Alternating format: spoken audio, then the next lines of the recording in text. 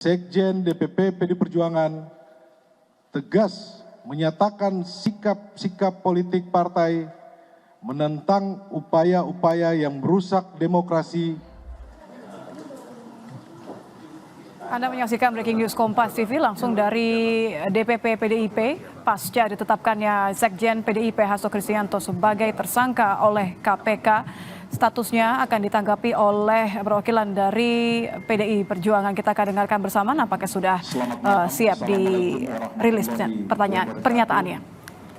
Om Swastiastu, Namo Buddhaya, Salam Kebajikan, Rahayu, Merdeka! Baik rekan-rekan sekalian, saya didampingi oleh teman-teman dari DPP, kemudian Badan Hukum PDI Perjuangan, malam ini menyampaikan beberapa hal terkait dengan penetapan Sekjen PDI Perjuangan sebagai tersangka oleh PDI Perjuangan, oleh KPK. Ini masalahnya kita lagi sibuk Natalan, ini kita dikasih hadiah Natal dengan Sekjen masuk ditetapkan jadi tersangka, jadi sorry.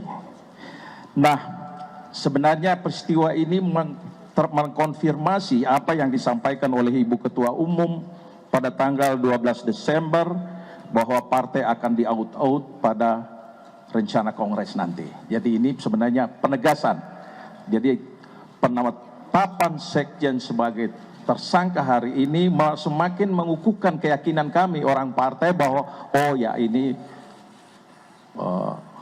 bagian dari membenarkan apa yang disampaikan oleh Ibu Ketua Umum. Namun demikian, karena ini ada kaitan dengan soal hukum dan ada beberapa poin cukup panjang, nanti diuraikan oleh Saudara Roni Talapesi. Silakan, Bung Roni. Ya, selamat malam rekan-rekan media yang terhormat, kawan-kawan DPP PD Perjuangan. Merdeka! Merdeka! Kami akan menyampaikan sikap dari DPP PD Perjuangan terkait dengan situasi saat ini. Rilis media DPP PD Perjuangan 24 Desember 2024. Politisasi hukum dan peminadaan yang dipaksakan terhadap Sekjen DPP PD Perjuangan. 1. Status tersangka ini hanya membuktikan informasi yang beredar lama bahwa Sekjen DPP PD Perjuangan akan segera dijadikan tersangka.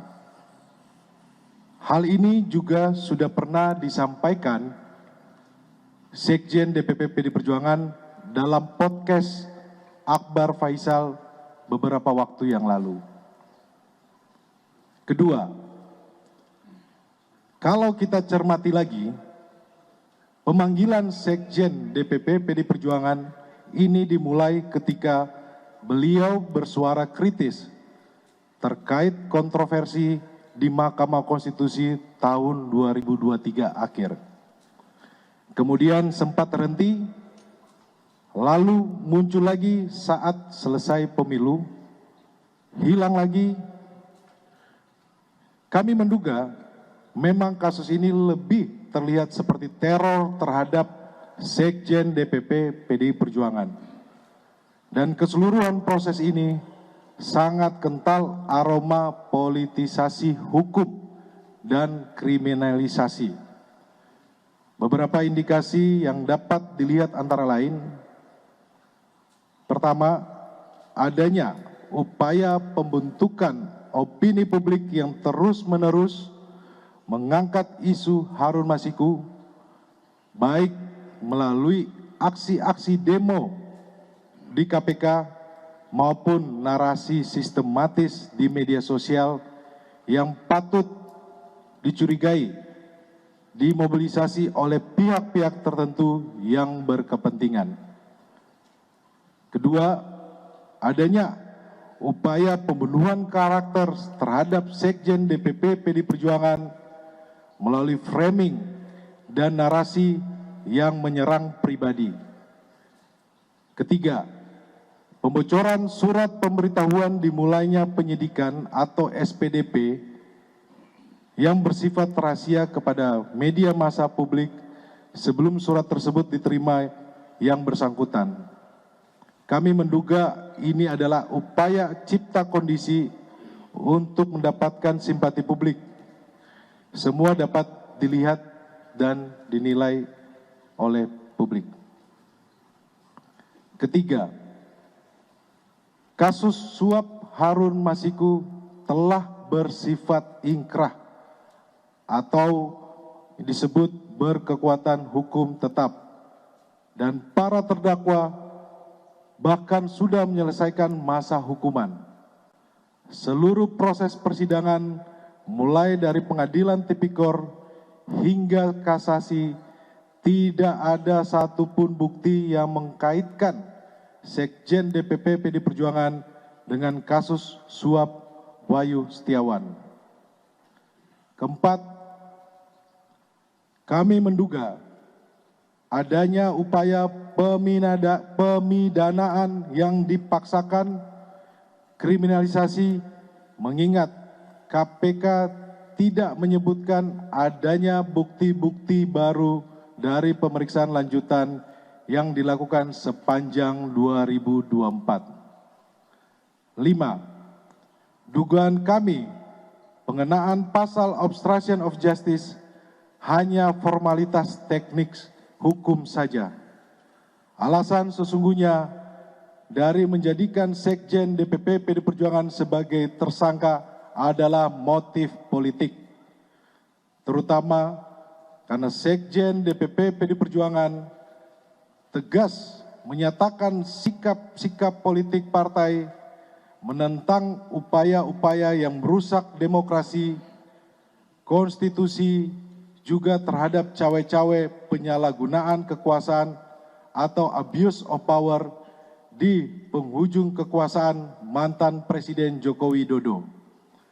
Bahkan sikap tegas ini baru terjadi minggu lalu ketika partai mengambil sikap yang tegas dengan memecat 3 kader yang dinilai telah merusak demokrasi dan konstitusi.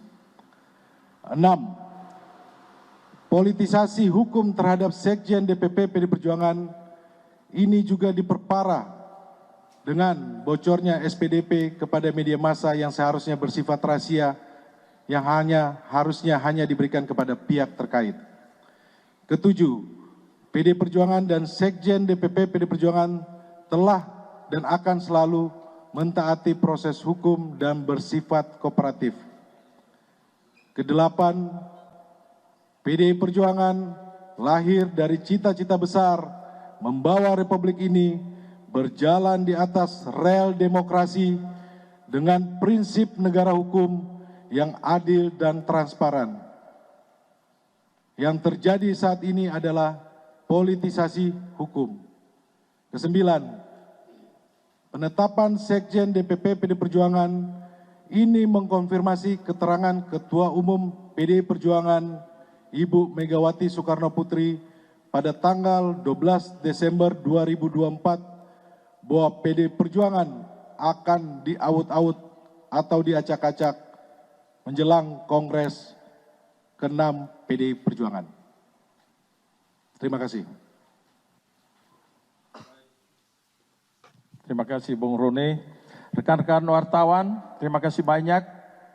Ini akan berkembang terus, nanti kita akan konfirmasi setiap perkembangan.